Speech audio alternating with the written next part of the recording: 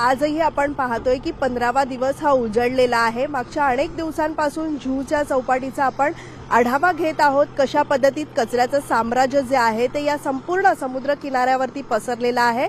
आजचा 15वा दिवस आहे। आज जरी आपण दृश्य पाहिली तर ही सगळी माझ्या मागची दृश्य आपण पाहू शकतो की टनभर कचरा आजही आपल्याला इथे पाहायला मिळतोय। जसं तू म्हटलं की हा जुहू बीच आहे का मग डम्पिंग ग्राउंड आहे, हे आपण याच्यावरनं अंदाज लावू शकतो। खरं तर समुद्राला भरती आल्यावरती हा सगळाच कचरा जो आहे तो किनाऱ्यावरती पाहायला मिळतो, पण आज भरती नाहीये, त्यामुळे अंदाज लावू शकतो की संपूर्ण किनारा हा किती प्लास्टिकच्या या सगळ्याच कचऱ्याच्या विळख्यामध्ये आहे। एकूणच इथे आजही आपण पाहिलं तर याच कचऱ्यातून अनेक सर्वसामान्य जे आहेत ते आपला मॉर्निंग वॉक करताना पाहायला मिळतात। इथे माझ्यासोबत काही स्थानिक आहेत जे दररोज इथे वर्षानुवर्ष जे आहेत मॉर्निंग वॉकसाठी येत असतात, एक्सरसाइजसाठी येत असतात। मॅम, खरं तर ही परिस्थिती मागच्या काही दिवसांपासून आम्ही स्वतः पाहत आहोत।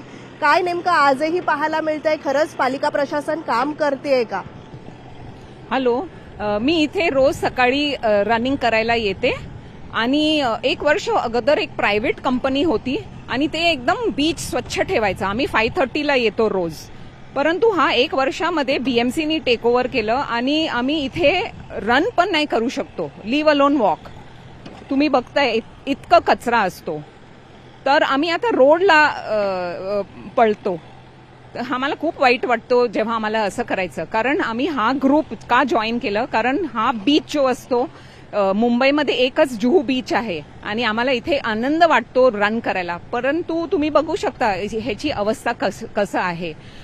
डस्टबिन एकच आहे आणि तो एंट्रन्सला आहे, बाकी कुठलेही जागाला डस्टबिन नाही आहे। तर आमची पण रिस्पॉन्सिबिलिटी आहे ॲज सिटिझन्स की आम्ही जेव्हा इथे बीचला येतो तर आम्ही व्यवस्थित आमचा कचरा ते डस्टबिनमध्ये टाकायला हवं। आणि अजून मला हे सांगायचं आहे की आधी आम्हाला डेड फिशची बॉडीज असे दिसायची नाही, पण आता प्लास्टिकमुळे फिशचे डेड बॉडीज पण दिसतो सी शोरवर।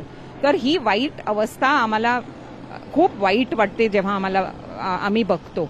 आमची खूप इच्छा आहे की हे बदलणार, बीएमसी अजून डस्टबिन टाकणार, बोर्ड्स लावणार आणि फाईन लावणार जे लोक असे बीच ठेवतात। पण जसं काम इथे व्हायला पाहिजे तसं काम होतंय का पालिकेकडनं? कारण आम्ही मागच्या अनेक दिवसांपासून जेव्हा स्थानिकांना विचारतोय की मॅनपॉवर वाढवली गेली पाहिजे किंवा ज्या यंत्रणा लागल्या पाहिजे, मशिनरीज लागल्या पाहिजे त्या वाढवल्या गेल्या पाहिजे, जेणेकरून लवकरात लवकर कचरा साफ होईल। पण मागच्या 15-20 दिवसापासून जैसे ते परिस्थिती इथे आम्हाला पाहायला मिळते।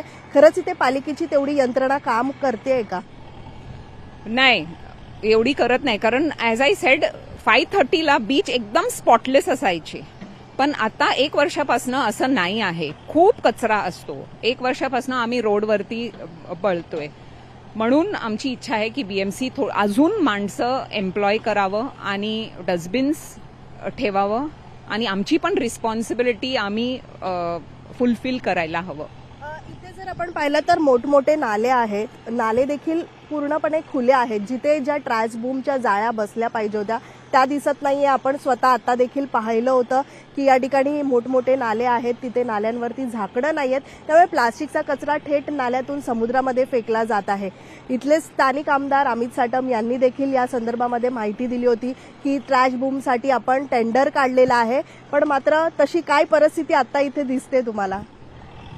तर हे इथे एक पाईप आहे, त्या पाईपमधून सगळं जे जेवणाचं वेस्ट वगैरे सगळं येतो। हे सगळे हॉटेल्स जे आहेत ना आजूबाजूला, तिकडची जी वेस्ट आहे, फूड वेस्ट, ती सगळी आता बीचमध्ये येतो।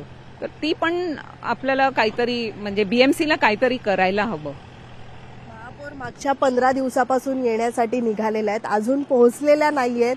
लोकशाही मराठीने त्यांना विचारलं होतं की कधी इथली पाहणी करणार, 1-2 दिवसात करणार असं म्हटलं होतं, अजून ते आलेल्या नाहीये। काय वाटतं, महापौरांचं कुठेतरी आदेश देऊन किंवा महापौर ज्या पद्धतीत सांगतात की काम करतायत, खरंच ग्राउंडवरती तशी परिस्थिती आहे?